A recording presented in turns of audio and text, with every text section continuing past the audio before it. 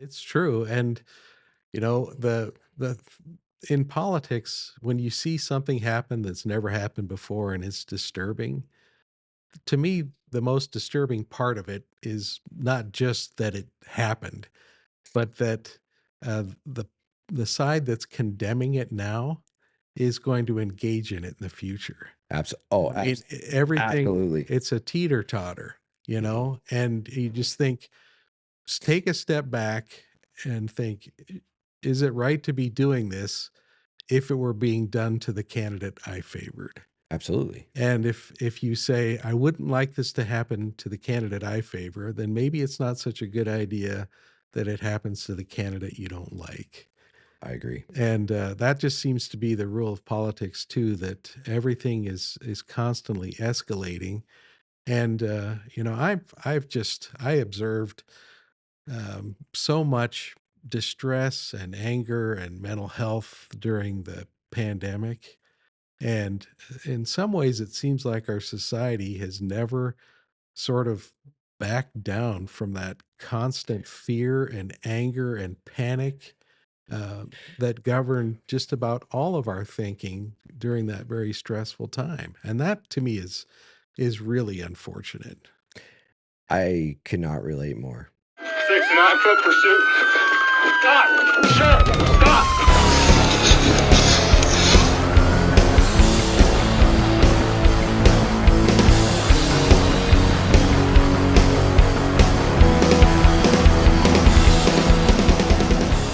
Well, welcome, Judge. Glad you're here. Well, thank you, Sheriff. It's a pleasure to be here. We've been going back and forth trying to get this thing locked down, and I'm finally glad we settled in on a date. One thing, I give everyone a gift. So this is a Pursuit Challenge coin for you for coming on. Nice. Thank Only you. guests that come on the show get that. So if you have one, it'll be unique. There you So, go. I'll yeah. treasure it. Yeah. Thank you so much. So, obviously you're a judge in Flathead County, right? And what district is that? That's the 11th Judicial District, Okay. and it's the boundaries of it are the Flathead County boundary, so it's a one county district. Right. This is like here with the 8th district. It's because they're in a bigger area. Yeah. So, talk to me real quick. Let's go back in time. Where did you grow up? So I'm a Montana kid originally. My folks, my grandparents on both sides, lived in Malta. That's where my Okay. great granddad homesteaded, just south of there in 1913. My parents grew up in Malta. They met when they were in grade school. They were high school sweethearts. They married shortly after high school. And then my dad went to university at Bozeman, finished there. He worked as a medical technologist in Billings. When I came, What's a medical technologist? well, they do like the blood testing. Okay. Okay. I would say most of the testing that happens in a hospital setting is probably by a med tech. Okay.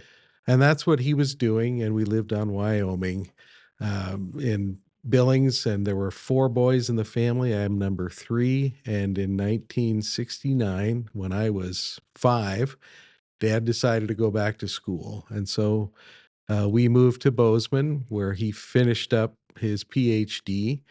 And that was in 1973. And in the course of his studies and his PhD program, he was instrumental in developing a vaccine that was real effective for combating an illness that killed a lot of calves. Okay. And so it was in veterinary research, Wow. and it was a new technique that he and his advisor had developed. And so a big pharmaceutical company came to him and said, "We want you to work for us and develop vaccines."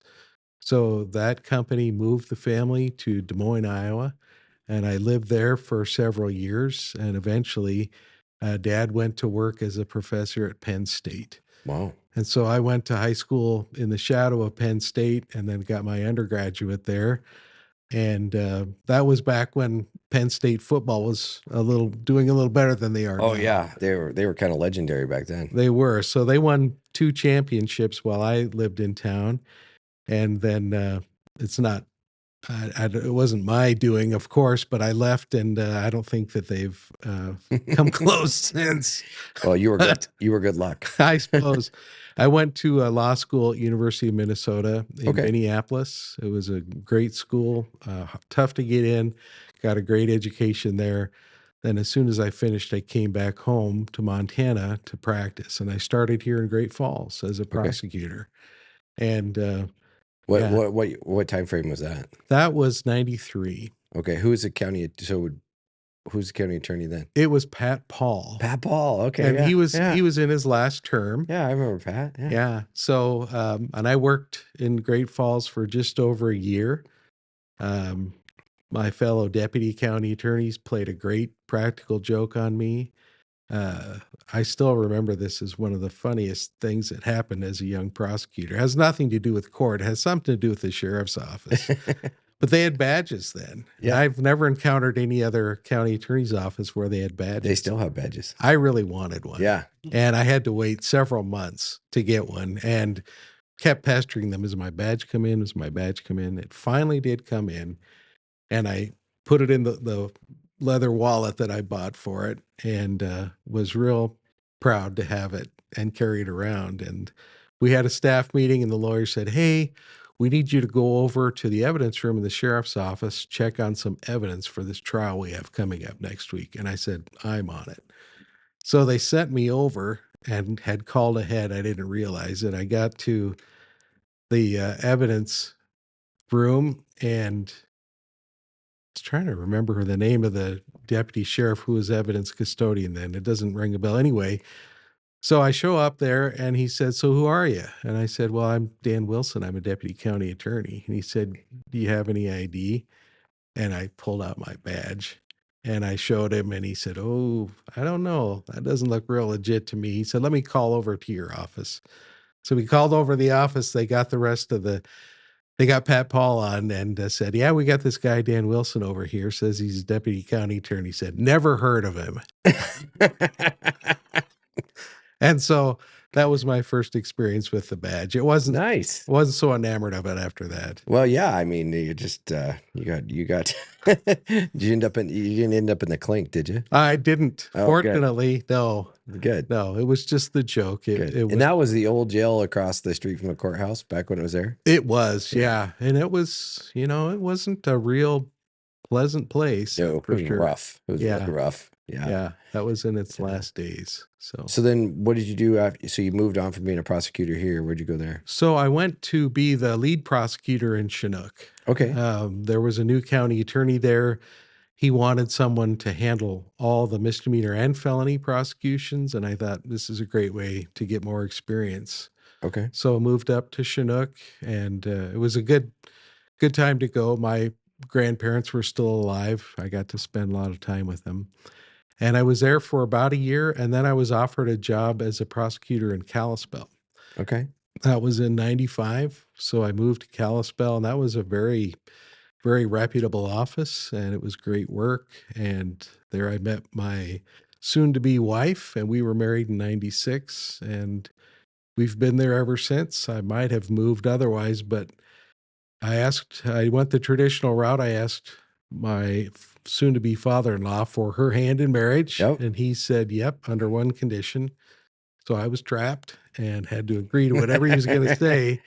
He said, "You have to promise you'll never move away." Oh, And so I said, "Okay."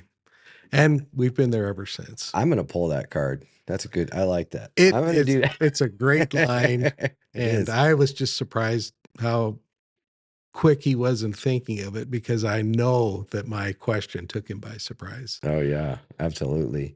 So, you were working so that would have been like when the sheriff had to been like DuPont It was. Yeah. back then. Yeah. Cause my dad was sheriff in Gallatin County in the 90s. Oh, I didn't know that. yeah. okay. And so I tie him in with, I knew all those characters from being a kid. So I tied in with that. So, and then how long did you work the prosecutor's office there For about 5 years. okay. And then I went out on my own.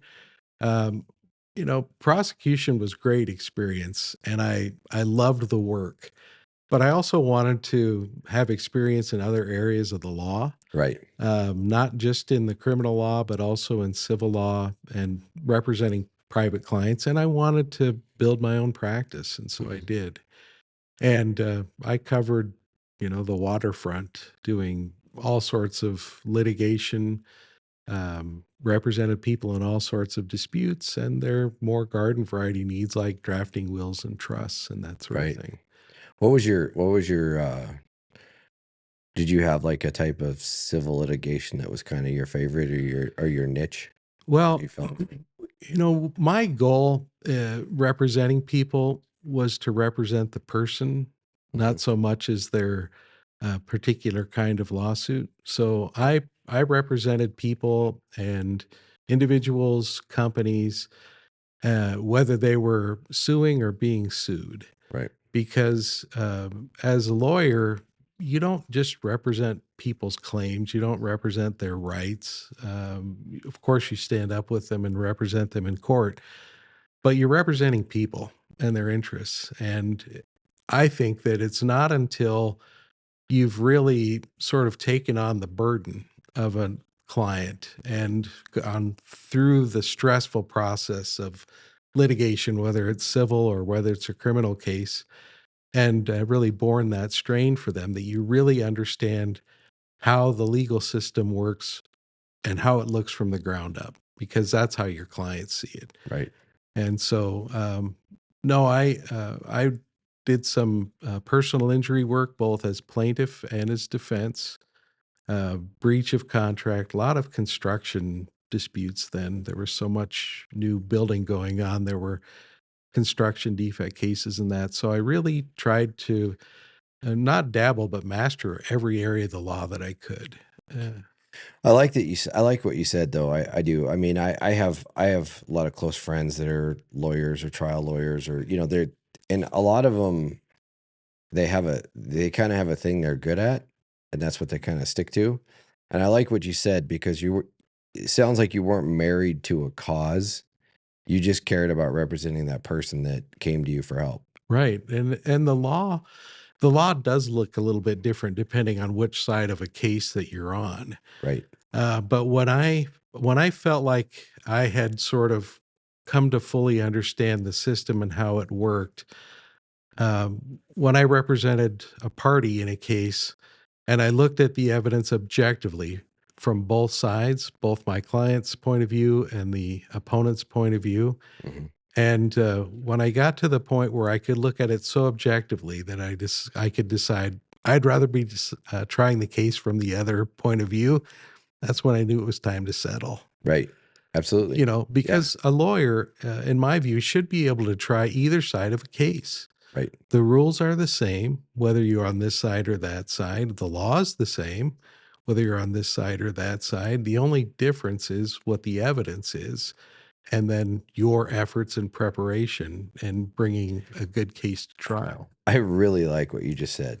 I really do. Because like that is probably one of my, we have too many people in the law today that are activists. They are deciding that they want the world to be viewed a certain way, and through their cases and through their work, they're going to try to force it to look that way and then also through the people they politically support, all these things. And it gets frustrating because for, a layman citizen that doesn't have a law degree like myself, you watch it and I think people start to feel kind of powerless, like the system works without their input and representation. So I really like that you said that. I mean, in my job, in fact, matter of fact, right now, and I won't disclose the case or the details of the case just because we're actually talking about it right now, but we're talking about a matter that we're dealing with, and that's exactly how I saw it. I see the law and order side of it, that we have to maintain law and order, and that the individual is within reasonable suspicion of committing a crime, Yep. and that crime could be extremely dangerous and take people's lives. So you balance that, but then I looked at it from the constitutional, how do we support their liberties, and are we going too far? And I was just dealing with a matter, and it's funny because I was just talking to Josh Racky about it, our county attorney, and I said, Yeah. I said, okay, I want to support the law and I want to support the rule of the law, but kind of the spirit of the law on this is going too far. It's creating an overreach. And I like that the way you said that actually summed up about 20 conversations I always have where it's like, I can see it. I can see the arrest is solid from this side. Mm-hmm. But if I roll it over on this other side from the citizen's point of view, I can see where they would think this is too much. This is too much overreach. And so I can play it from both sides, probably from a little bit different perspective because I don't have the rules and the structure that you have. Right. But I think it's the same process and it's the same discipline we're talking about. We are demanding the same sort of thing of ourselves. We are demanding that we be objective enough to see this issue from at least 2 points of view. And when you can do that, then I think as a law enforcement officer, you can be fair. Absolutely. And when you can do that as a judge, you can be impartial. Mm-hmm. And that's what it's really all about. We don't want officers, we don't want judges, we don't want prosecutors or defense attorneys who are looking at the system through rose-colored glasses or any other colored glasses. We want them looking through clear lenses so that they can see clearly and objectively without inserting themselves or their biases or their preferences. And you really can't make an informed decision until you've heard and listened to both sides. Absolutely. No, I agree. I've actually gone to court on some of my own cases, and I've heard, the defense attorney who's there start arguing the case from that perspective, and you start kind of like sinking in your chair, and you're like, this was a really good case until they started to argue these, and I've had that happen to me before, and you kind of sit there and you're like, and you're right, and I like what you said too. If you can look at it from the other side and you think, I'd rather be on the other side, it's time to settle. That's actually one thing that I kind of want to take a minute and talk about. Social media, public discussions, whatever you want to call it. Prosecutors and judges take a lot of heat over settling cases. And I was an internet crimes against children and crimes against children detective for 7-8 years. And I can tell you that I wanted to settle almost every single case that I had. Yeah. I had a different motive. My motive was to make to get justice for the victim, but have the least amount of the system re-victimizing them and re-traumatizing them even worse. That was always my worry. Like, I'd always tell my victims, I'd be like, listen, I know you say you want to go to trial on this, but you don't understand what happens at a trial. The right to face your accused is and it's a good right. There's nothing wrong with that. I mean, I'm not knocking that, but it's vital. But it's vicious, and it has to be. It has to be. Yeah. And so I always would warn my victims. I'm like, this is if it was a good deal. If it wasn't, I wouldn't support it. But if it was a good deal, I'd be like, this is a good thing for you because this is going to be hard. Even on the best day, court is uncomfortable for almost everyone in it, except for the experienced judges and lawyers. And I've heard it said this way, that the problem with lawyers and judges is that we tend to look at, after years being there, at the courtroom is just our workshop. We're familiar with all the tools, so to speak. We're familiar with the layout. We know what happens there. We know how it happens there, and we know what's likely to be the end result as we go along. But to everybody else, it's a completely foreign territory. It's anxiety inducing. Good point. Yeah. And, I used to, when I was in private practice after 2000, to keep my courtroom skills sharp, because you lose them if you're not in the courtroom as a lawyer, I would accept appointments by the federal judges to criminal cases. And I would generally have one going at about a time.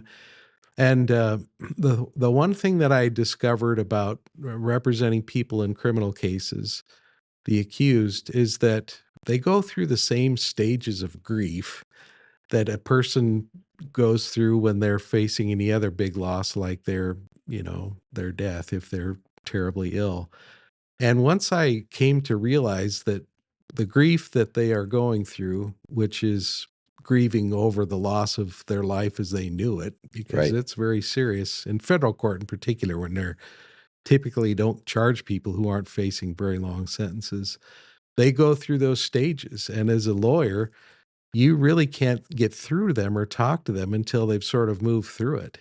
And so I didn't ever go in and plop down the police reports and discovery and such and say, well, looks pretty bad for you. Yeah. Probably ought to take a deal. Instead, I just sat and I listened, and I wanted to hear them. They might say, I think I have a defense. We'd run it down. We'd track it down. Sometimes it didn't pan out. Yeah. Oftentimes it didn't pan out. And then after a couple of months or so, they kind of had worked through things, and then they were in a frame of mind to talk about their case and really resolve it in a rational way. There's two things I want to touch on that you just said there that I thought was really, really interesting that I really want the audience to understand is like, first of all, federal court is a totally different ballgame. It is. And part of the reason why is the justice system is kind of weird. And I want to talk to you about some supremacy issues and stuff. But basically, this is kind of like, there's a few cases that the feds take from the beginning and run all the way through. But Right. that's actually rare. It is. What usually happens is locals work up a case, almost have the case complete. Yep. The feds put a cover sheet on it, take it to federal court, and charge it. And that was where my federal experience really came in. I dozens and dozens of federal cases in my career. And I did all the work, and then my partner would come in and put a cover sheet on it, and off it went to federal court, and off we went. But those cases were usually so vetted for chinks before they ever went to court. I mean, they would get scrutinized and torn apart by a U.S. attorney like crazy, Exactly. just to get it to their desk. Yep. And so when it went to court, the chances of you losing that case were a lot less. Mm-hmm. But it was a very, very stressful environment. I remember one of the biggest reliefs that I ever had when I finally got elected sheriff was, I'm not going to be testifying in court all the time. And I got to the point in state court, like you said, it was kind of getting to be my workshop. I was good on the Mhm. stand. I could think fast. I knew Yep. when to shut my mouth and not answer the question right away. I got really good because I was in there weekly. And then you go to federal court and the rules are a little different, and it's a different level of experience. I mean, usually the defense attorneys that are coming at you their game's way higher. And it was intimidating. I mean, I remember I knew how much it had changed my life when I started a campaign for sheriff. Mm-hmm. And getting up in front of people and talking and doing those things, I was like, I'm not all that nervous. And what I realized is I had 7 years of testimonial experience. And you go to a debate, for example, which you've been in debates, and Yeah. if you've been in court and then you go to a debate and you're like, everything feels like a softball. You're like, oh, thanks for throwing me another softball. I'll answer that question, no problem. But when you're in court, I mean, I don't care how good of a job you do. They have such a good way of asking you the questions. You have to pause. You have to really think about it. The question's most likely a trap. It's real work. No It doubt is. about it. It is. And I would encourage anybody who's, especially if you're in the law enforcement, criminal justice space, you have to spend time in court. Like, find a way like you did. That was very admirable and intelligent of you to go seek out that time in court, because it's like it's like a martial art. If you don't do it every day, you're not good at it. Right. And federal court, as you mentioned, is so challenging that you have to sharpen your skills or die, basically. You really have to focus. The judges are demanding, the work is demanding, the trials get scheduled within less than 3 months of the Yeah. charge being filed. But you hit on something that I thought was really vital to note for your viewers about the difference between a prosecution in state court versus federal court. The feds have all kinds of luxury. Yes. They sit at the top of the pyramid. They don't have to take a case if they don't want it. Correct. And you can't call up the U.S. attorney and say, "I want you to prosecute X." They take what they want, and so they can work their cases up. And they, like you said, they are nearly flawless by the time they even charge them. Right.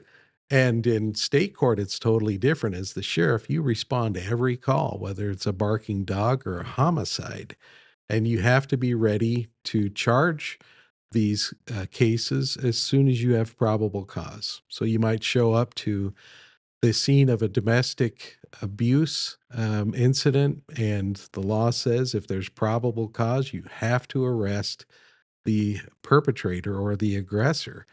At that point, you've got very little evidence to gather. There might not be time to do a very, very thorough investigation like you might want to do, because then you've got another call to run to. And so, state court prosecutions, especially at that sort of level, a lot of it for the prosecutors and the police is playing catch up. Absolutely. Yeah. I mean, you're just running from one thing to the next. It blew my mind the first time I prepared a federal case. I had no idea. So, I'm used to, sometimes I maybe have one report written by the time I make the arrest, and then all the work in state court happens after the arrest. Right. Where when I'm in federal court, I would have interviewed the suspect, let's say, and obtained all their evidence, had all their evidence through forensics, everything would be done. Yep. And that guy would still be out walking around.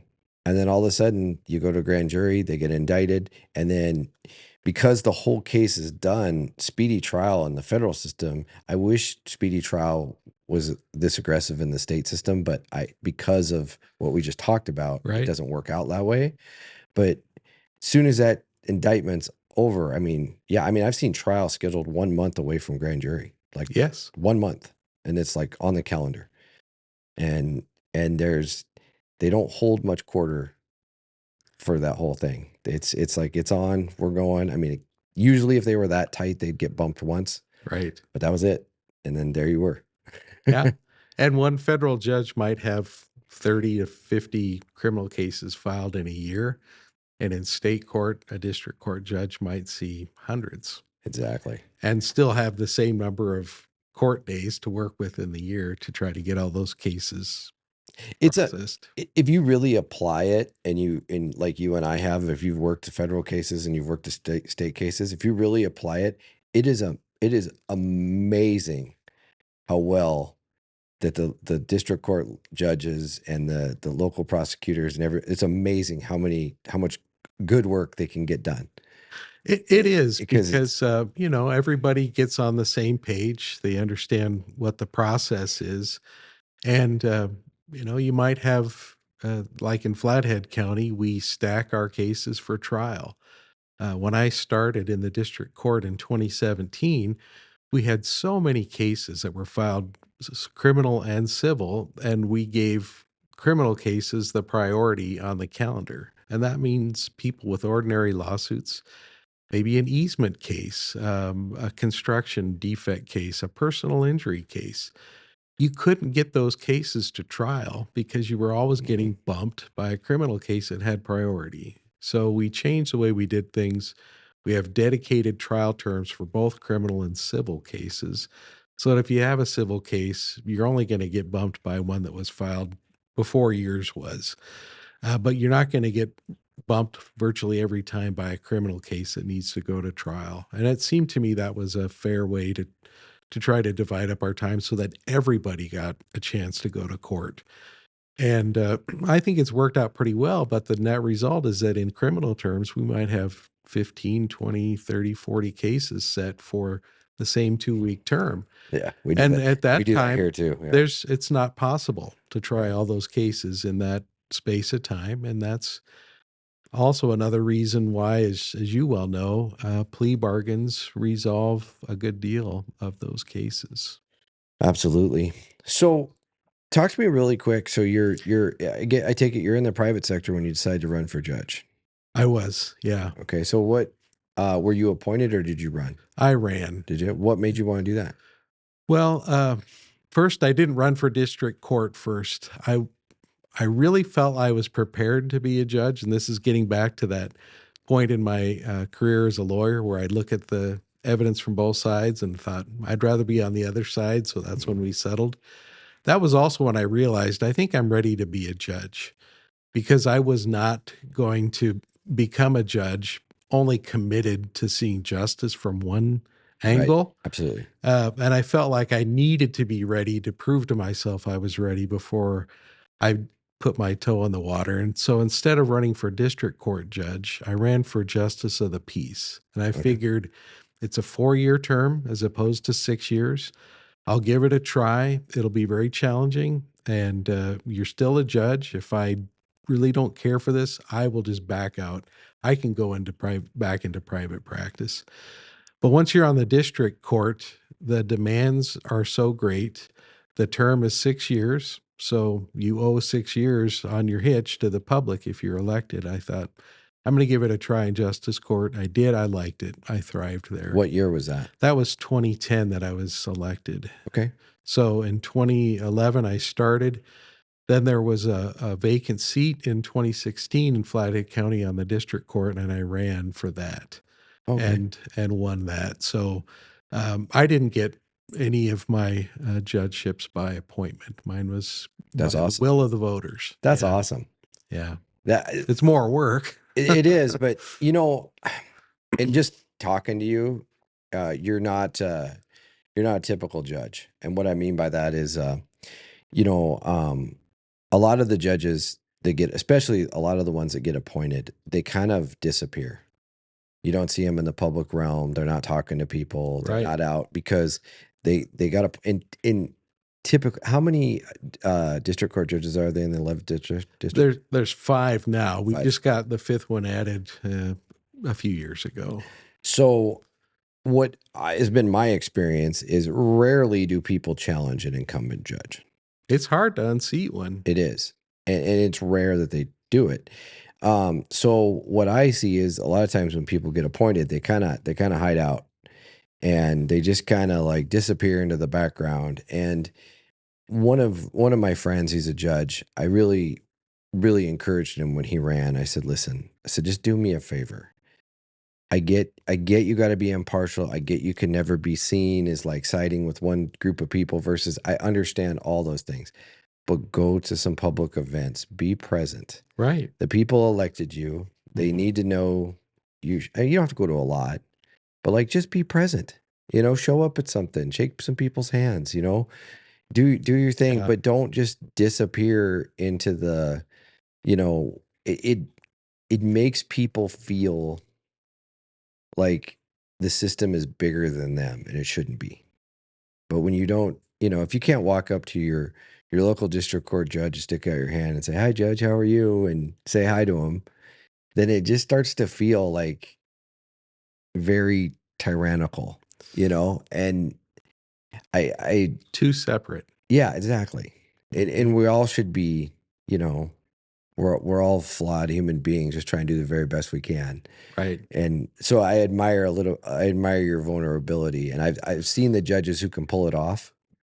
And it's good. And I'm really happy to hear that you've run, two elections one for JP and one contested one for that's awesome.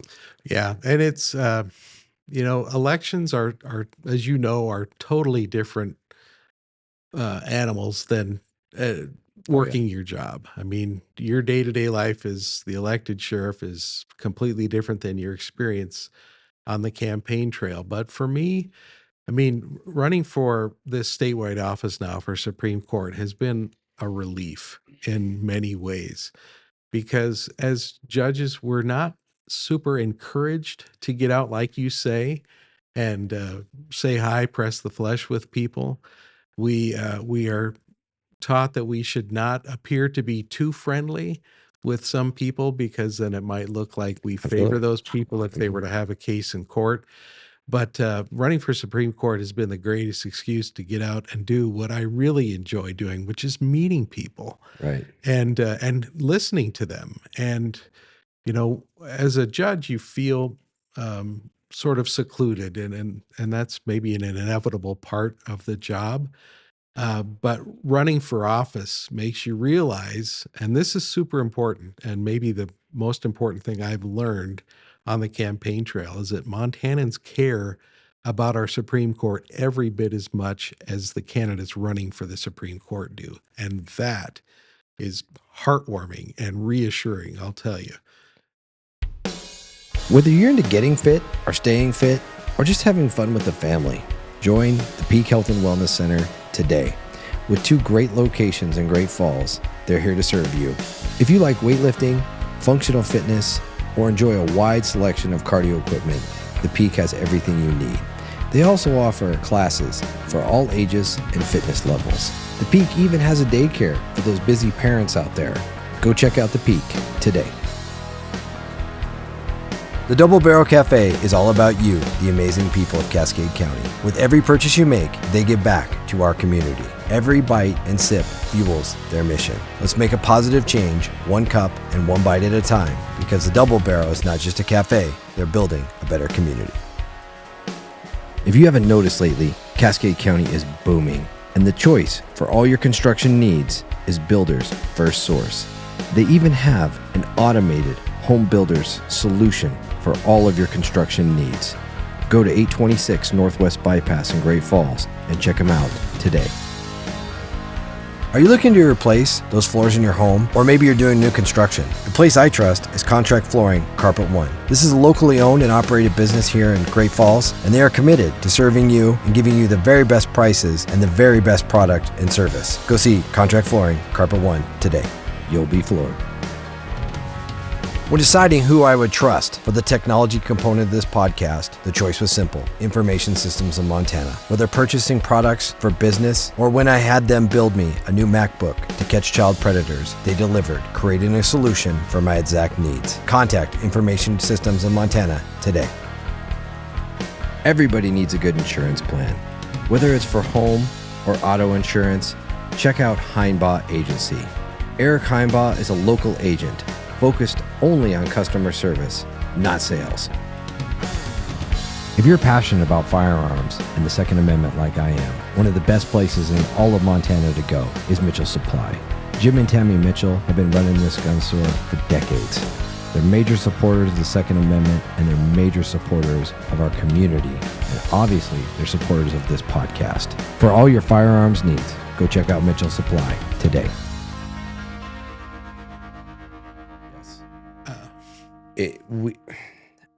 I have been disappointed and frustrated with the Montana Supreme Court for 25 years now.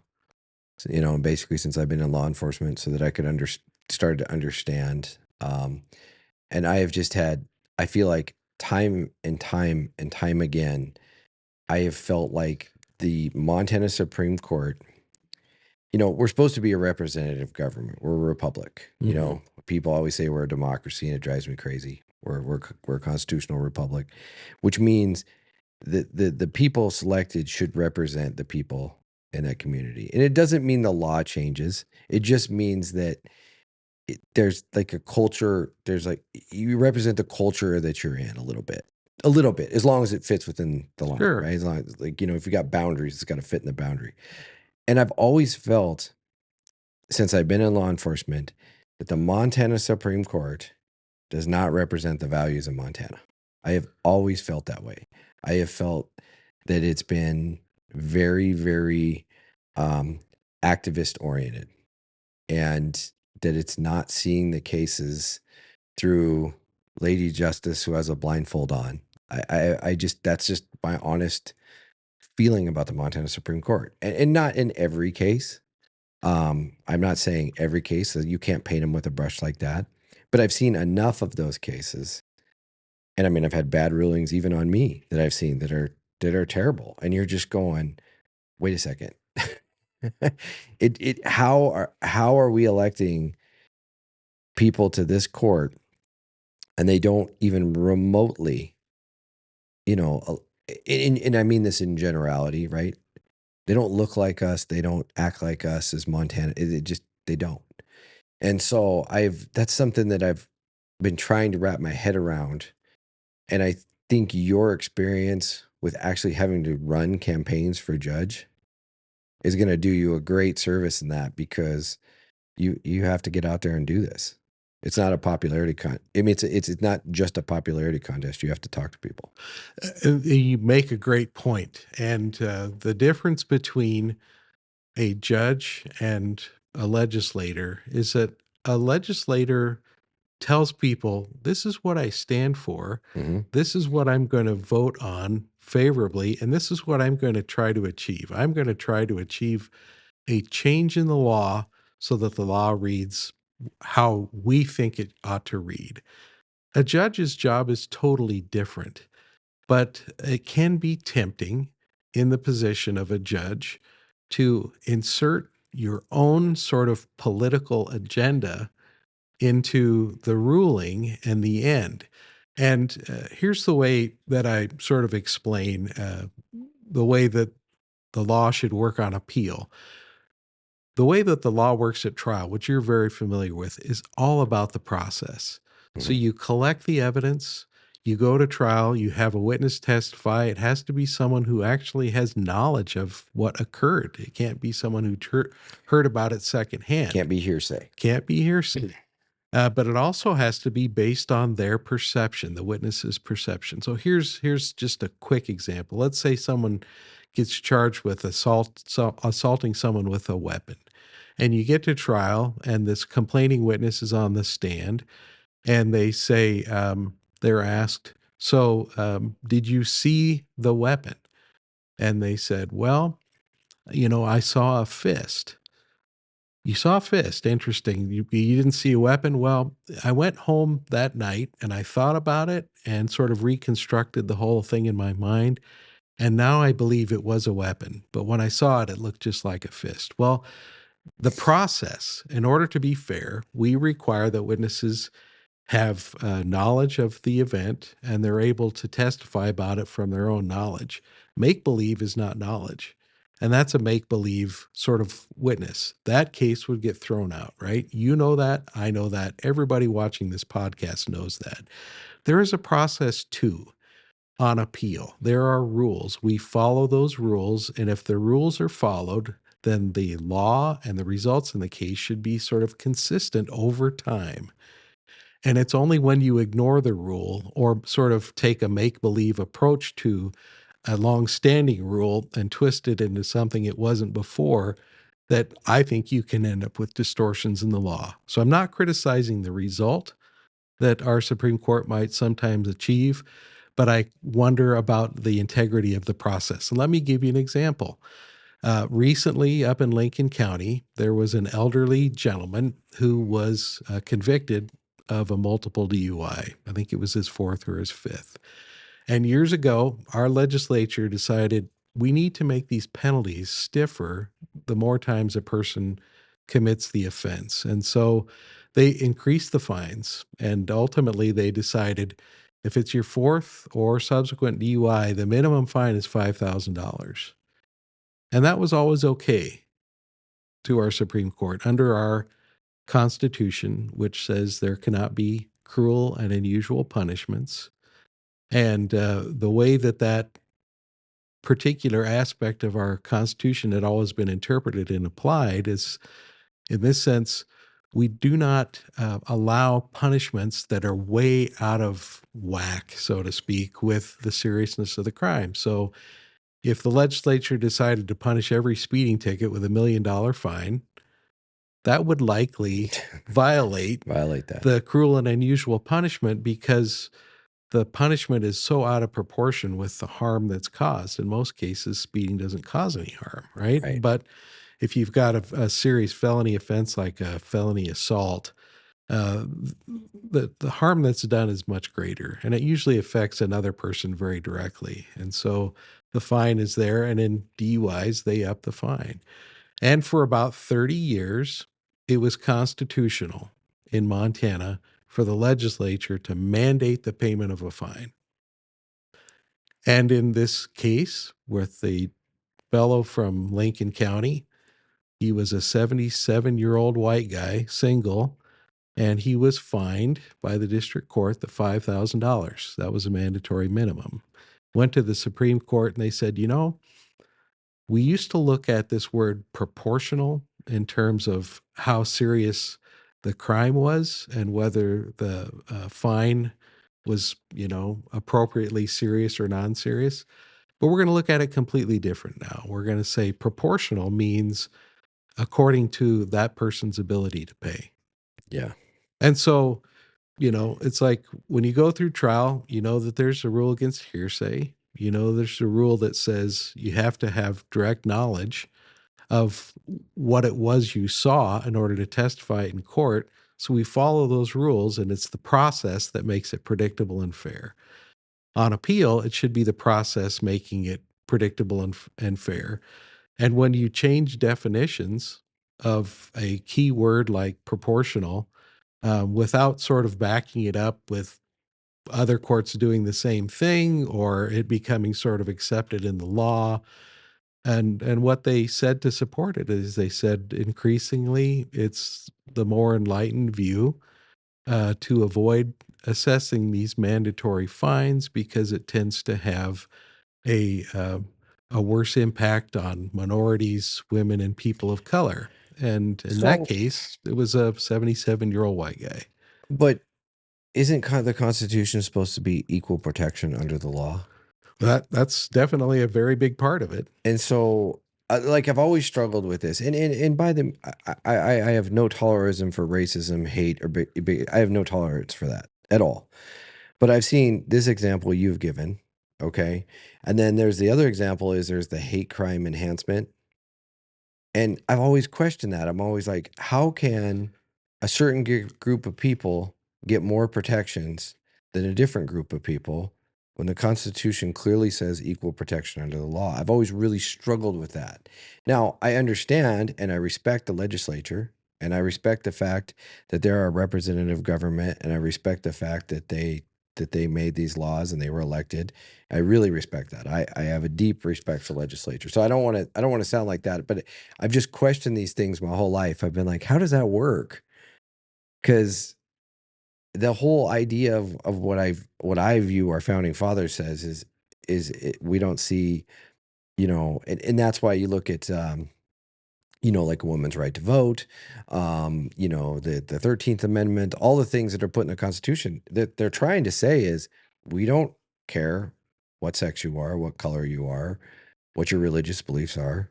The law is the law, and everybody's equally protected under it.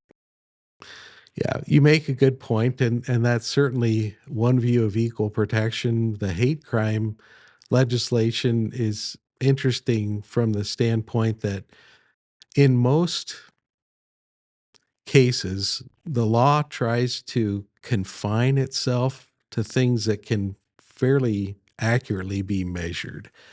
So, and what I mean by that is, we look at people's conduct first before their thoughts. So it's not a crime to think of injuring somebody. It is Correct. a crime to injure them.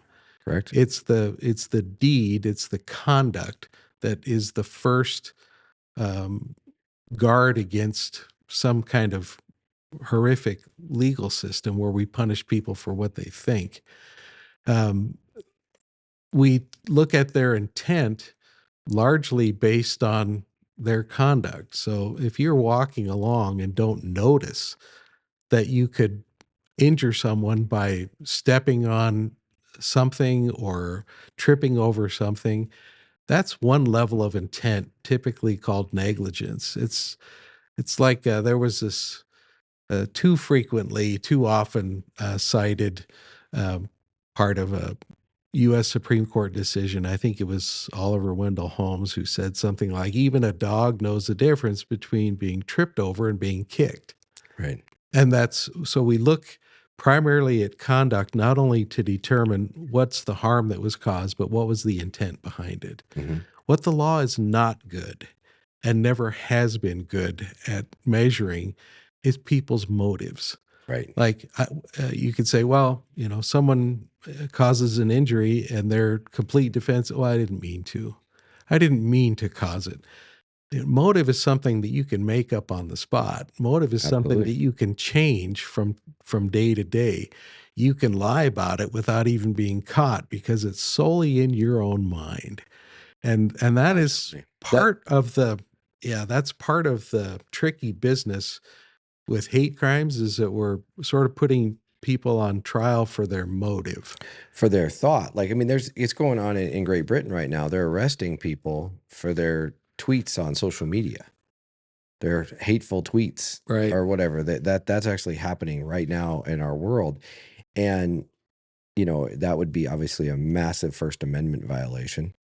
I always think about it, I'm always very much against red flag laws. And that's one of the reasons I am, is you are looking at an individual and you are basically saying, I am going to take away your rights for a crime that you may commit in the future.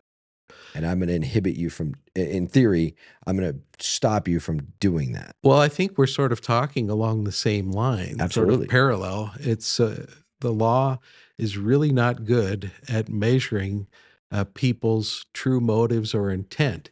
And until there's conduct that you can actually prove and point to and someone can testify to, because these things aren't occurring in court. Nobody sends these awful tweets sitting in the courtroom or anything. You have to be able to reproduce what happened in a reliable way. And that's what our courts do. They separate what really happened from what people sort of imagined or are angry about having happened that didn't cause, real or substantial harm.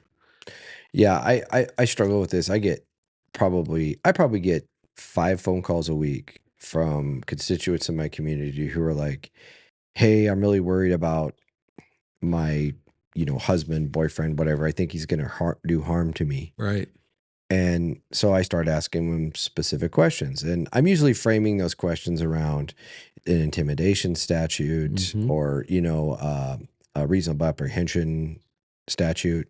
Oftentimes sitting, there on my phone while I'm talking to them, looking at the statute going, does your statement you're telling me fit the statute? Mhm. And 99 times out of 100, I have to take this deep breath and I have to say, until they do an act, it's not a crime. And you see the frustration in them. Right. And they're like, why won't you protect me? And I'm like, because I'm duty bound by my oath to protect the other individual too. I don't get to choose and predict the crime that they may, and that's always been one of the things that's been frustrating to me in due process has been the temporary order of protection deal. Mhm. And the reason that's always frustrated me, don't get me wrong, I'm if I were to be an advocate, I'm probably a victim rights advocate in my position, as far as that goes. I deeply believe in victim rights. So I don't have a problem with the orders being obtained, but I've seen some really, really poor, where you read it and you're like, they've never committed a crime. I mean, some of them are, this is my second run with domestic abuse. He's now in jail.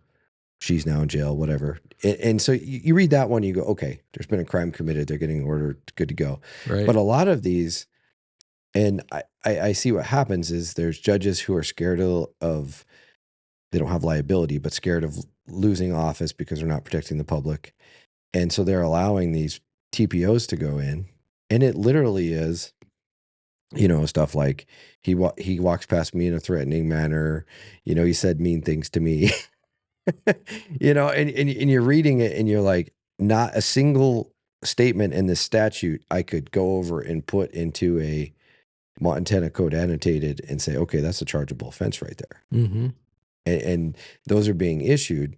Now, the good news is God bless America, we have due process. Mhm. So they're going to get a 30 days, TPOs, 30 days roughly. 20. 20, thank you. I knew it was close. It is close. So it's a short period of time. Right. But that person's rights are inhibited during that time. Exactly.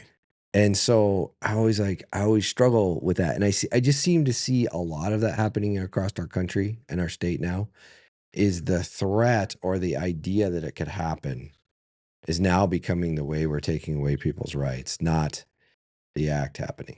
Right, exactly. And the law is a bit flexible. I mean, it doesn't actually require proof or an incident where there was actually a physical punching or assault, something like that. It can be reasonable fear of injury, and that is the real um, tough job of both you as the law enforcement officer who takes the initial report, deciding if there's something that you can do legally, and it's very similar for a judge. You read those petitions, and the words on the page don't necessarily jump out at you and give the impression that there's actual imminent harm going to um, in play unless you enter this order.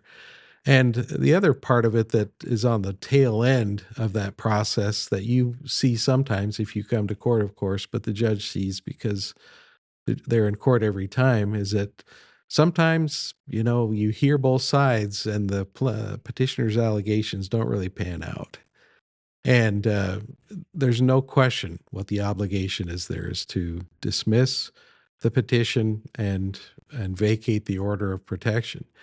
And those are difficult too because, like you say, there may be some advocate group that's sitting in every hearing, watching and reporting on this judge doesn't support victims' rights. And my attitude has always been my first obligation is to the law, but to apply it after finding the truth. Right. And you cannot find the truth until you've either heard both sides or given both sides an opportunity to be Right. heard, right? Yeah.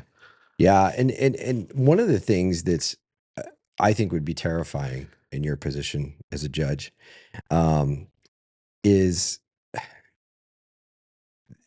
our we've lost a lot of morals in our society. We have, and basic decency and respect. And because of that, I'll just relate it to the national presidential race right now. And I don't care what side of the aisle you're on or what you believe. It feels like everybody's lying. You watch it and you're like, I don't really think that's true. And then you watch the other side and you go, that's not true either. I ideologically, I'm going to stay over here, but I'm not sure either one of you is being really honest with us. And that has been a thing that, goes clear back to, in my lifetime, it was the Monica Lewinsky thing, Mm-hmm. the I did not have sexual relations with that woman thing that we all knew was a total lie. Right. Under oath. And there was no consequence. And it retrained our society that, and I wasn't alive. I was alive. I was really young when the whole Nixon thing happened. Mm-hmm. And that happened and he stepped down. He resigned. He's like, okay, this is what happened. I screwed up. I'm out. Well, that doesn't happen in politics ever now. Ever. And the lie is stacked upon the lie, stacked upon the lie. Well, then what you're doing is you're educating them. You're just educating the public that they can do it.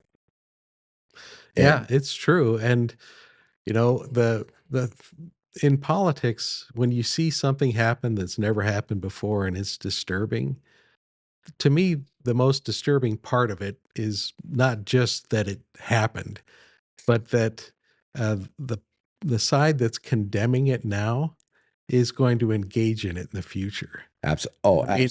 Everything, Absolutely. it's a teeter-totter, and you just think, take a step back and think, is it right to be doing this if it were being done to the candidate I favored? Absolutely. And if you say, I wouldn't like this to happen to the candidate I favor, then maybe it's not such a good idea that it happens to the candidate you don't like. I agree. And that just seems to be the rule of politics too, that everything is constantly escalating. And, I observed so much distress and anger and mental health during the pandemic.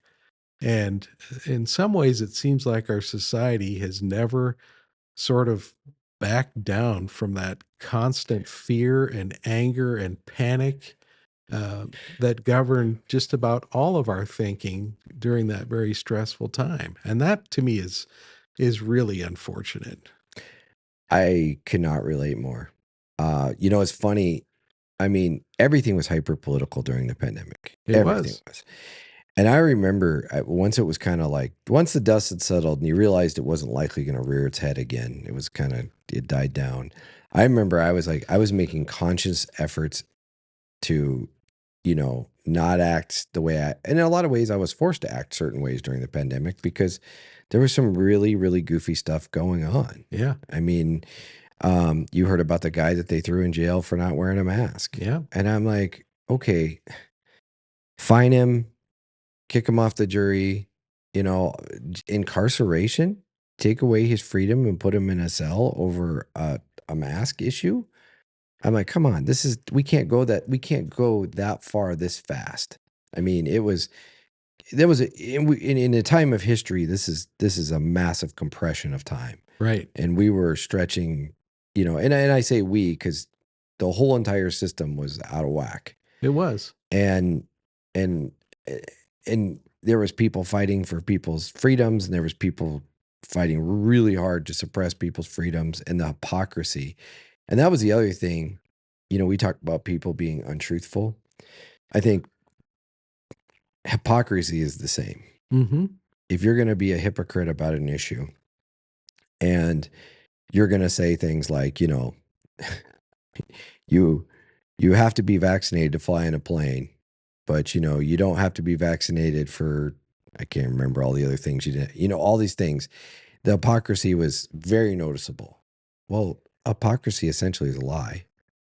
And so our government entered into a bunch of hypocrisy. And I think that retrained our society that, okay, it doesn't matter anymore. The rationale at the outset of the pandemic for asking us to sacrifice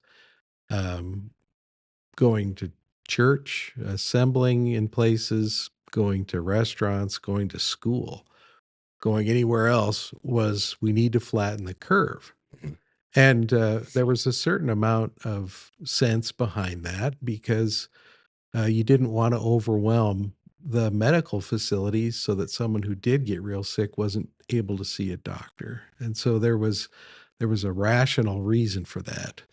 And then as it seemed to me that as soon as the fear took over, then rationality was pretty hard to come by. It was. And I ended up during the pandemic with 5 cases where the Department of Public Health and Human Services brought separate lawsuits against 5 businesses in Flathead County and asked for an order to shut them down for not complying or enforcing the mask mandate.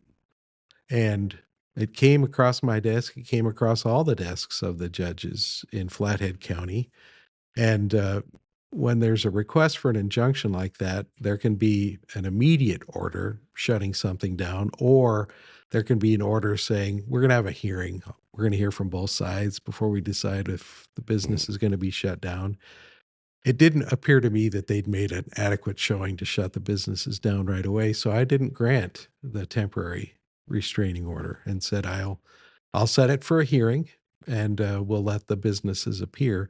They all ended up getting consolidated into my court. And so I went to a hearing, and there was so little evidence that the government had actually collected. I mean, if you remember the mandate, and I'm not criticizing the governor for doing everything he could to try to protect the public, but the mask mandate had some exceptions in it. And the notable ones were if you were eating or drinking, you didn't have to wear a mask. Right.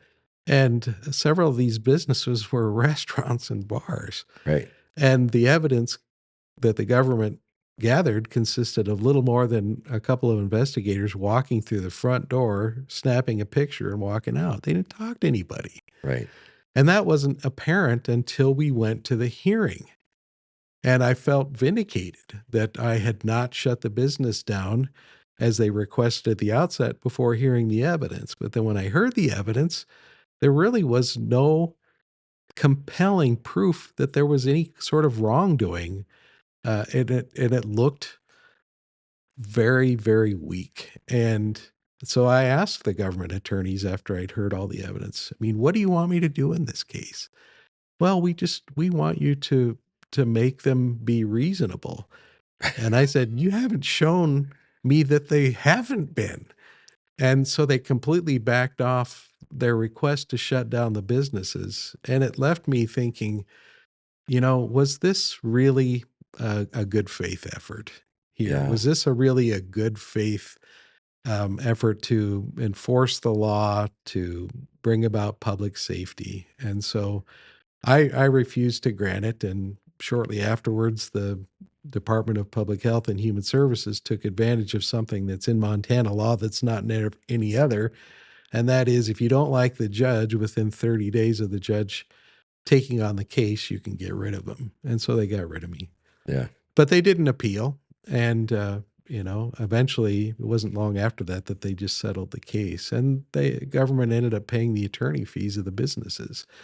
But when you talk about due process, and we're talking about, the process on appeal, that's how we know we're following the law, is if Absolutely. we follow the process. Absolutely. And I gave him a chance to be heard, and there was no evidence there. And I remember that stuff so clearly. And I remember being just extremely frustrated because you had the government who had gotten way too big and way too out of control during this, telling a private business to be enforcement. And that was the issue that hadn't been heard by that time, but it Right. would have been had Yeah. the case gone on. And so I'm a business owner. Right. You're my patron. Yep. You come in, I'm serving you coffee, and I'm going to tell you, there's been class action lawsuits over this. So you're not wearing a mask. Well, what if you happen to be black and I was racist? So I'm going to make you leave. I mean, come on. We're Right. going right back to where we were. And this idea of, well, there was a pandemic and all this other stuff. And one of the things that really, really, really deeply frustrated me about that whole thing was like, all these businesses went out of their way to have, and we still have them. The curbside services, all that stuff. I mean, none of that went away. Right. And so I think that, some good came out of it, right? Because it's like, hey, we can serve customers other ways. But you didn't have to go into that business if you didn't want to. If you felt unsafe, if you were immune compromised or whatever, Right. there was always a way for you to get every service. I mean, my wife and I still order Walmart groceries dropped at our door just because my wife doesn't want to go in Walmart and deal with the crowd. So she Right. just comes and gets dropped off, Yep. and so you didn't, all these services, and they were on steroids during COVID. I mean, they were Yeah. way ramped up. You didn't have to do anything. You didn't have to go expose yourself to other people. But the people that didn't feel that way, their rights should not have been limited. They should have been able to live their life as they chose. Well, right. And, there was that sort of chant you heard over again, trust the science. Mhm. Well, science takes a long time when it's done Yes. right to actually Yes. reach the end result of the proper, inescapable conclusion. How many And years did it take your dad to develop the vaccine for 5 years. 5 years. 5 years. Yes. Yeah. And it was a technique that worked, and there was probably a good deal of luck in it too. Mhm. But, it doesn't happen overnight. It just takes a lot of thinking and rethinking, challenging, arguing. And that's how science works. And then you can't read a headline about science news without seeing something that says something like, knowledge that's been accepted for hundreds of years now being challenged. Mhm. So I think that there can be a danger if people who aren't scientists sort of view it as an alternative to religion Right. and put ultimate faith in what they're being told. Because as citizens, it's really our obligation, if we want to keep a free society, to think for ourselves. Mhm. And I think one of the best quotes I ever heard, and I don't even remember who said it, but the quote was something like, if you're not thinking for yourself, someone is thinking for you. Oh, absolutely. And to go full circle on that, back to where we kind of started with representative government, elected officials. I think they are getting, and we know it's happening major in DC, but I think even at the local level, they're getting too much influenced by these activist groups who are feeding them information. And they're coming to them and they're telling them, well, you've got to do this because if you don't, this is going to happen and XYZ is going to happen. And if they ideologically side with XYZ activist group, they tend to favor that information because it computes right in their head rather than thinking for themselves. And I will fully admit I have been misled by people since I've been sheriff. I have had people come to me with information. Honest to gosh, someone has lied to you in the past? And they have told me, well, you know what's interesting though? I don't know if they lied to me. It's their ideology. It's their ideology. It's their view. It's the way they were viewing the world, and they were asking me to help them. And they were like, hey, sheriff, help me out here. This is what's happening, and this is gonna happen if you don't take action. And you have to be really, really careful when you're an elected official to just take that at its word and go do it.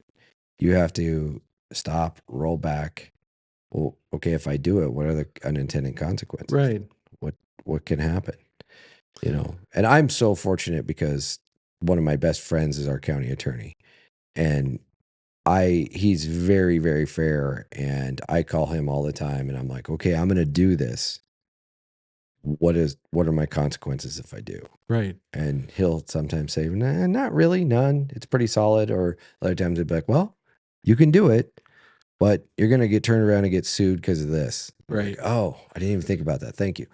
Well, every time you take some action as a government official, you are empowering someone over somebody else. Absolutely. And you just want to make sure that the thing or person or cause that you're empowering is something that the law actually supports, meaning that the law is something that we've, as a society, largely agreed on.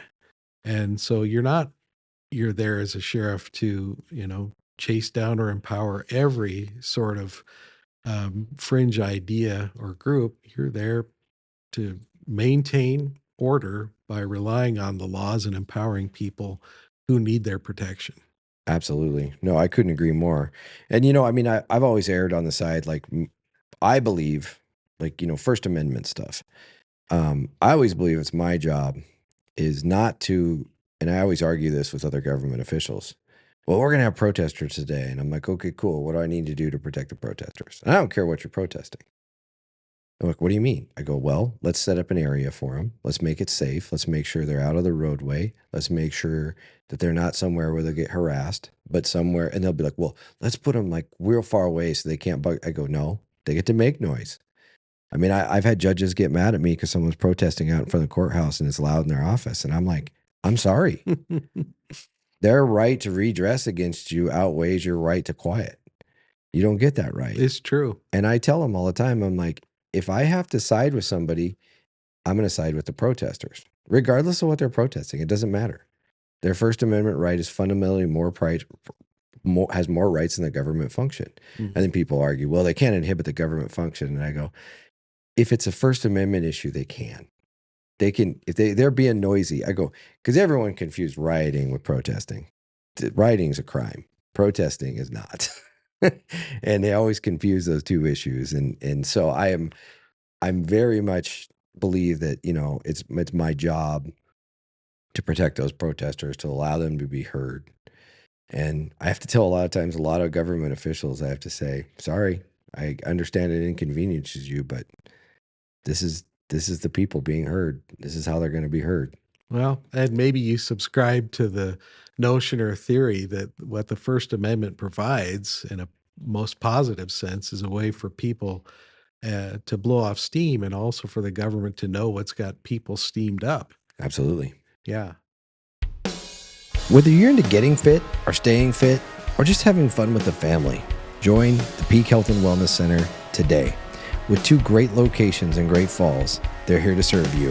If you like weightlifting, functional fitness, or enjoy a wide selection of cardio equipment, the Peak has everything you need. They also offer classes for all ages and fitness levels. The Peak even has a daycare for those busy parents out there. Go check out the Peak today. The Double Barrel Cafe is all about you, the amazing people of Cascade County. With every purchase you make, they give back to our community. Every bite and sip fuels their mission. Let's make a positive change, one cup and one bite at a time, because the Double Barrel is not just a cafe, they're building a better community. If you haven't noticed lately, Cascade County is booming, and the choice for all your construction needs is Builders First Source. They even have an automated home builders solution for all of your construction needs. Go to 826 Northwest Bypass in Great Falls and check them out today. Are you looking to replace those floors in your home? Or maybe you're doing new construction? The place I trust is Contract Flooring Carpet One. This is a locally owned and operated business here in Great Falls, and they are committed to serving you and giving you the very best prices and the very best product and service. Go see Contract Flooring Carpet One today. You'll be floored. When deciding who I would trust for the technology component of this podcast, the choice was simple: Information Systems of Montana. Whether purchasing products for business or when I had them build me a new MacBook to catch child predators, they delivered, creating a solution for my exact needs. Contact Information Systems of Montana today. Everybody needs a good insurance plan. Whether it's for home or auto insurance, check out Heinbaugh Agency. Eric Heinbaugh is a local agent focused only on customer service, not sales. If you're passionate about firearms and the Second Amendment like I am, one of the best places in all of Montana to go is Mitchell Supply. Jim and Tammy Mitchell have been running this gun store for decades. They're major supporters of the Second Amendment, and they're major supporters of our community. And obviously, they're supporters of this podcast. For all your firearms needs, go check out Mitchell Supply today.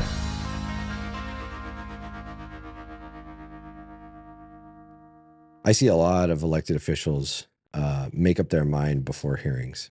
I will say, actually, judges are the best at not of the government officials. They're probably the best of not just making up a decision, because they apply so much of the law. But I'm talking about, I've seen commissioners, I've seen a bunch of people come to hearings, and they'll be outnumbered 90-1 in opposition, and they'll still push the issue, or, and you're going, what was the point of doing all this? Right.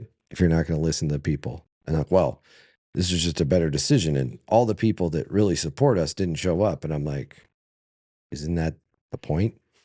And I'm talking about subjective things here. I'm not talking about, necessarily, if they have to follow the law, they have to follow the law. If 99% of the people want to break the law, you don't break the law. Right. But I've seen that a lot, and it really discourages me when I see that. Well, and you make an excellent point about judges, and thank you for the shout out that you've seen that judges are maybe better at reserving judgment till they've heard everything. When you make the transition from lawyer to judge, you're not used to being quiet that much in court. And that's probably the biggest hurdle to overcome. It's not your place to talk. It's your place to listen. But you quickly learn as a judge that you can't listen and believe the first thing you hear. Because so many times you'll be going along, you hear that first story and you think, well, that sounds pretty credible. And then you hear the opposite side. And it's almost like you feel like you fell for something that you shouldn't have. And it's not just self-discipline that makes you back off and listen to the whole thing. It's, you don't like feeling like you're being tricked. Yeah, absolutely. And so I think that's part of what judging does. And I think it's vital too that we have justices in our Supreme Court who will listen to both arguments and consider both arguments before they issue a decision, and also argue with themselves and argue with their colleagues about what the proper outcome is. But if we are going to elect justices to our Supreme Court who are out campaigning saying, I'm very supportive of this sort of ruling or that sort of ruling, you may think that you want a Supreme Court that favors your view now, but I can tell you that if you elect justices who are willing to sort of pander to those sorts of viewpoints and sort of signal what their ruling's going to be in advance, that is going to be a loose cannon on the Supreme Court, because you want someone who is going to hold themselves inside, check themselves to that discipline. Well, you already said it, and you said it perfect. You can't allow that to happen in the courts. And the reason you can't is because, let's say, well, I mean, we've seen it at our Supreme Court level, at the U.S. Supreme Court level, right? We've seen it. You've seen this president's appointees come in. The rulings kind of predictable. Then when the court gets reversed, they get predictable. And all that is teaching us in America is that whoever we elect as the president will dictate who's going to be our Supreme Court. That's all it's telling us.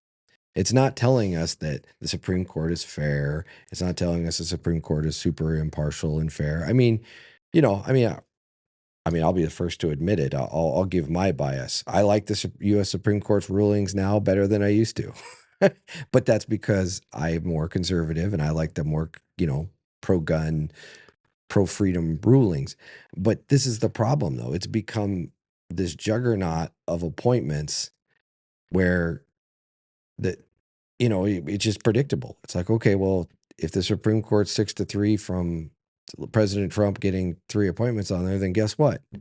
That's how it's going to be and now we start talking about really goofy, horrible things like court packing, 27 justices on this.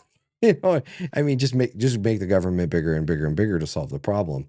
And the one great thing about the office you're running for is it's elected by the people. Right. The people of this great state get to choose what type of temperament they want on their Supreme Court. Exactly. And there may be voters who would want to elect a Supreme Court that will act not as a Supreme Court, but as a supreme legislature. Right. And maybe that's what the majority of voters want. But when I'm talking to people around Montana, they want a Supreme Court that they don't have to go to bed at night worrying about. Absolutely. And doing something sort of weird or crazy. They want the law to be stable. I don't know that any one of us would look at all the precedents, all the past decisions of our Montana Supreme Court and say, I like them all. Like you have 4 kids and you say, I love them all equally. I don't have any favorites, right? Somehow we know that's not true, but we still have to follow the law. Yes. Whether we like it or not. And so we should not be electing Supreme Court justices who are saying, I'm going to go do this and I'm going to go do that. Because it's like the annual Brawl of the Wild. Yeah. The football game, the contest between the Grizzlies and the Cats. If we had to elect the head referee, would we ever elect one who said, I'll be fair, but I've been a Cats fan all my life. Right. The Cats fans might vote or think they want that kind of a ref. But if you win and you haven't won fair and square, you don't have bragging rights. Right. And that's what rivalries are all about. So we want fair referees. We want referees who will call the game as it occurs on the ground, considering both sides, but most importantly, following the rules. No, I totally agree. I think it's really important. And I don't know if at a national level, if we need to start electing our U.S. Supreme Court justices to make it start to, become more consistent. Because I agree. I mean, I see stuff and it's just everything in politics. When the people who you want to see in office are in office, you're happy. You're like, oh, the world's going my way. And then like executive orders is an example. I wish that I sometimes in a way wish that power was taken away from presidents and governors and things, because all it is anymore is one person comes in office and kills the person's before as an executive order, and right. they reverse it, and it just goes like this. And I remember it just felt like, maybe I'm wrong, maybe you can correct me, but when I was a kid growing up, and from Carter to Reagan to Bush to even to Clinton, that game wasn't played this much. It seemed to be more, they'd follow the law, things were more even keel. And then it kind of was post 9/11 was the executive order turnaround thing. Mhm. And it's just been madness. And I just don't think, I think sometimes we give, and it's our fault, is because we're the government. We give people too much power. We give them permission to have too much power. Well, you've really seen such a tremendous growth in the administrative agency's authority and power. And you don't have an administrative agency unless Congress creates it. And so the important thing for Congress to do is not give away power that it should properly be exercising. Absolutely. But with power comes responsibility. And Absolutely. sometimes a person can wonder, does the average person sitting in Congress get kind of happy that it's an administrative agency taking the heat for adopting a rule when they didn't have to vote on it? And, our U.S. Supreme Court recently overturning that Chevron doctrine Right. that courts should defer to the administrative agencies in matters of interpretation of law. I mean, that I'm not here to condemn or defend that decision, but to explain it. I think the way to understand it is that our U.S. Supreme Court looked at the rulemaking authority that had been sort of used and some would argue abused under the Chevron doctrine and said, really, to keep things in appropriate balance, we ought to have courts interpreting the laws again and not Absolutely. deferring to the agencies, because one person's or one agency's interpretation is another person's adoption wholesale of a federal rule that has supremacy under our our federal constitution, in the guise of making an interpretation. I'm so glad you brought that up, because I think the supremacy clause, so Article 6 of the United States Constitution, has so badly been overreached.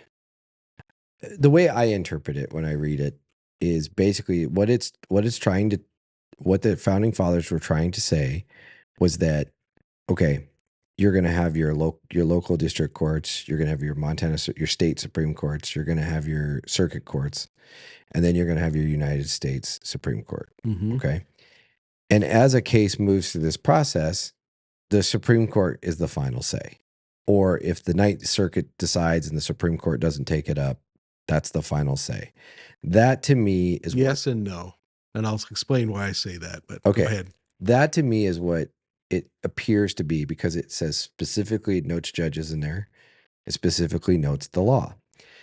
Then our government got really big and created all these federal agencies and bureaucracies. And then they gave them administrative rule power, or ARMs.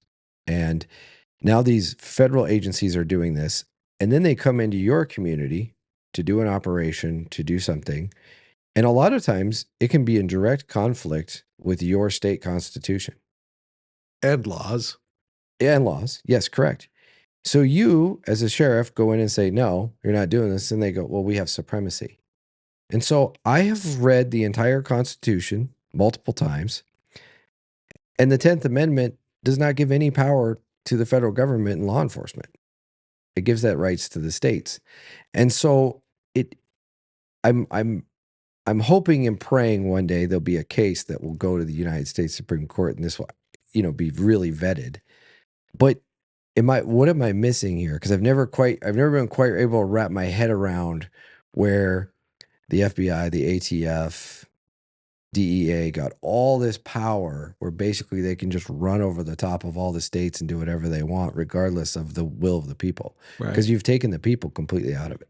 Well, when big things happen under the federal Constitution, a landmark U.S. Supreme Court case, it's muted at first. No one really understands the full impact of it until you see the consequences that may grow and snowball for decades to come. And so when the U.S. Supreme Court decided a case during the Depression, when the New Deal was being enacted under Roosevelt, and our U.S. Supreme Court was pretty skeptical of the breadth of those federal powers and was striking down these various new laws, saying, no, the government doesn't have this power. Ultimately, our U.S. Supreme Court, I think, relented, and they started approving and holding these things constitutional. The high water mark for me, and I can remember still the day I read this case in law school, Wickard versus Filburn, I think is what it's called.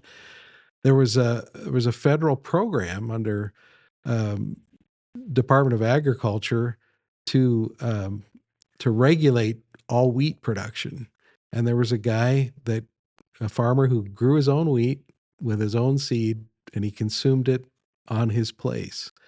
And he said, this doesn't affect interstate commerce. I'm not selling this across state lines. I'm not even buying fertilizer, that moves across state lines. And our Supreme Court said, well, the fact that he is producing it and eating it as opposed to selling it, and if a lot of people did the same thing, ultimately it would have an impact on interstate commerce. Therefore, Congress can regulate that purely private conduct on his own farm in one state. Wow. That was a high watermark. They've since sort of dialed back all that power under the Commerce Clause, but it's the Commerce Clause that gave rise to federal law enforcement.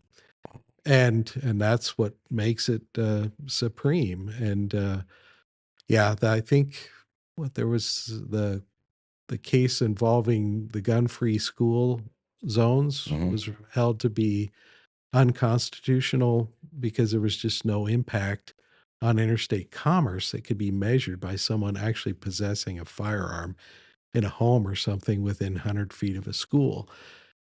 But it took, like 80 years to start dialing that back? Right. And that's the thing about, federal law and supremacy. You say, notice that the Supreme Court and the complexion of it and the types of ruling that come out of it change with different presidents, and maybe that's undesirable. But overall, the federal law is almost eternal. Yeah. The justices may change, and they may make some changes around the edges, so to speak, that upset people and change the way we think about our world. But overall, the federal law may be the most durable institution that the world has ever created. Unfortunately, and I say that because I just don't feel like, for example, here you are, you're here today in Great Falls. You drove over here from the Flathead to come see me. You are driving across the state, sitting down with people one-on-one. You're coming on this because it's going to project out to more people. And you're trying to get in front of people to talk to. That the federal level that doesn't happen. Right. Even Donald Trump, who goes to a rally, yes, he packs rooms full of people, but he's not talking to those people like one-on-one. Right. You are talking to thousands and thousands, probably a couple 100,000 people you will have a face-to-face with during this process, in which they will decide they have confidence, faith, and believe in you to put you in that position. And the federal government has gotten so big and so out of whack, and all these administrative people, that nobody is accountable anymore. And where you see it is when they get sent before Congress for hearings and they don't answer any of their questions. They just blow them off.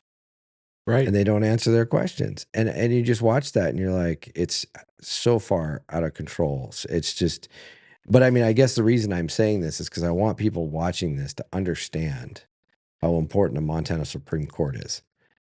Because people don't, and this is another thing, and you can educate me if I say this wrong, but not every case can leave Montana to go to the Supreme Court. If it doesn't have a nexus that can go to the federal level, it lives and dies at the Montana level. Exactly. And that was a point that you brought up that I said I would follow up on. There was recently a case from our U.S. Supreme Court that overturned a Ninth Circuit opinion that had made it unlawful for local and state governments and their law enforcement to enforce public camping or vagrancy laws. And that was a decision that came out of our Ninth Circuit that relied on the cruel and unusual punishment clause of the U.S. Constitution to basically say you can't even charge someone with a crime for camping in a public place unless certain conditions are met, like there's not available space in a shelter or something. Well, the Eighth Amendment had always been primarily geared toward looking at uh, the punishment after a person was convicted. The cruel and unusual punishment has to do with what punishment or is meted out after the person either pleads guilty or they're convicted of a crime. It didn't have to do with whether government could first adopt legislation to make something a crime or whether they could enforce it. And the Ninth Circuit was alone in that opinion or view of the Eighth Amendment. The U.S. Supreme Court overturned it, and now you're even seeing in California movements by mayors and governors to remove public camping from sidewalks and parks and things. But the authority was there all along for a state court to issue an opinion on that same question. So the federal courts, the federal law is supreme, but both state courts and federal courts have the same authority to interpret and apply the federal Constitution. And so even a justice court here in Great Falls could decide a constitutional issue like this, whether the Eighth Amendment prohibits the government from enforcing its anti-camping on public lands laws. And if that were decided and then appealed, it would go to a district court and then to the Montana Supreme Court. And if it were appealed again, it would go to the U.S. Supreme Court. So there are two parallel tracks, two parallel systems. And I can remember hearing so many people say, well, it's the Ninth Circuit's decision. There's no source of law to conflict with that anywhere within the Ninth Circuit. And the actual legal truth is that any court, state court, could take up the same issue. They might reach the same decision. They might reach the same decision for the same reasons, but different arguments might be presented and a different result could happen. So it's although federal law is supreme according to our U.S. Constitution, it's not true to say that a federal court necessarily trumps a state court unless it's the U.S. Supreme Court. That's the only court that trumps everybody. So absolutely. That was really good, really well said. So talk to me about what do you have coming up? Where are you going to be? Where are you going? What's your plan? Where I'm going to be, I think, is everywhere. Yeah. Yeah. What, as I mentioned before, the best part about this campaign has been meeting people. And I get invitations all the time to go talk at events, to go to meet and greets, meet people in cafes, churches, meetings, what have you. And my calendar's pretty chock full. My campaign managers sort of tell me where I'm going to go and Awesome. that sort of thing. But yeah, we're really getting into crunch time. As soon as Labor Day's over, I think, we've basically got a month or so until the absentee ballots go out. So September is going to be the bulk of the campaign. Do you have any debates or anything coming up? Or? There are several forums that I'm scheduled to attend. There's, and I have to look at my calendar to tell you exactly when. But the September 12th, the Montana State Bar is going to be hosting a panel discussion with the four candidates, and that's going to be in Missoula, at one of the theaters there. So when you say four candidates, you mean there are two positions. Yep. The Chief Justice and the Supreme Court. Okay. I want to say that so everyone understands. Yeah. And there are two open seats, and this doesn't happen very often, but there are two retirements, and the current Chief Justice is retiring, and an Associate Justice, Dirk Sandifer, who was district court judge for years. So there are two open seats. I'm running for the one being vacated by Justice Sandifer. Yep. And there are two candidates running for the chief. Yeah, I had Corey Swanson on earlier this year. Yeah, so I saw it. Yeah, he did a good job. He did. Yeah. Yeah, he was very conversational. Yeah, he's a good dude. Let's see. And then Where was that forum? The first one, sorry. I the missed it. September The 12th is, bar one? yeah, that's going to be in Missoula. Is that like can people from the public come to that? Or It'll is be it- open to the public, but most of the seats in the theater, I think, will be occupied by lawyers attending the state bar convention. Is it going to be televised? Sometimes they televise those. I don't think so. Okay. And then there is an event that's going to be held on the MSU campus. I just found out yesterday that's being hosted by the Gallatin County Bar Association. So down there in Bozeman, and we'll be at some lecture hall, I assume, on the MSU campus. Oh, nice. Details to be released. And then on September 25th, the Farmers Union is hosting a forum that I here in Great Falls that I believe is going to be televised. Although I'm not okay. sure they've nailed Okay. down that. Yeah, I think they did one. I think they did one before too. The Farmers Union. Cool. Right. That's So great. they're very involved. And then there is also one going to be hosted by the Montana Defense Trial Lawyers in Bozeman, I believe, if I have that right, on October 11th. Oh wow, that's really in crunch time. There's a lot. There's a lot going on. Well, good. And I'm hoping that, in addition to those events, I still have plenty of time just to get out and meet people and shake their hands. Absolutely. They want to look you in the eye. Absolutely. They want to hear the sound of your voice. They want to shake your hand and see that you have a firm handshake, I think. And Absolutely. so it's been exhausting totally for the last year or so. It's been completely exhilarating. And I think this will be, running for the Supreme Court will probably be the highlight of my entire legal career. It's just been wonderful. That's awesome. Yeah. Real quick before we wrap up, I just wanted to give you a chance to take a minute, kind of tell everybody why should they vote for you? Why should they pick you? I would say it comes down to this.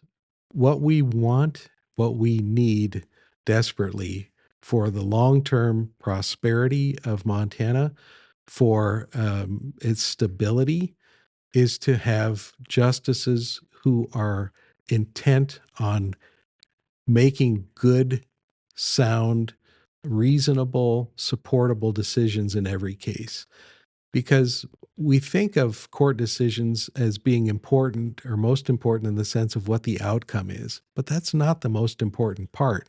The most important part of the decision is the rationale that gets the court from point A to point B, because it's the rationale, it's the why we're deciding the case this way that is the law.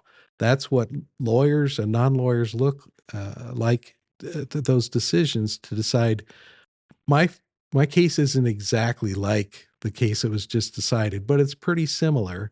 And they're saying these are the most important considerations, and this is what's going to govern. So you may have a million different reasons why you think you should win, but the law sets out the reasons that the court's going to consider and decide your case on. And so you have to look at your case through that lens, so to speak, through that analysis. And that's what I've been committed to my entire life. My entire career has been geared toward mastering the law and its processes. And I've often said, and I think it's absolutely true, you cannot master the law without first becoming its most humble servant. Right.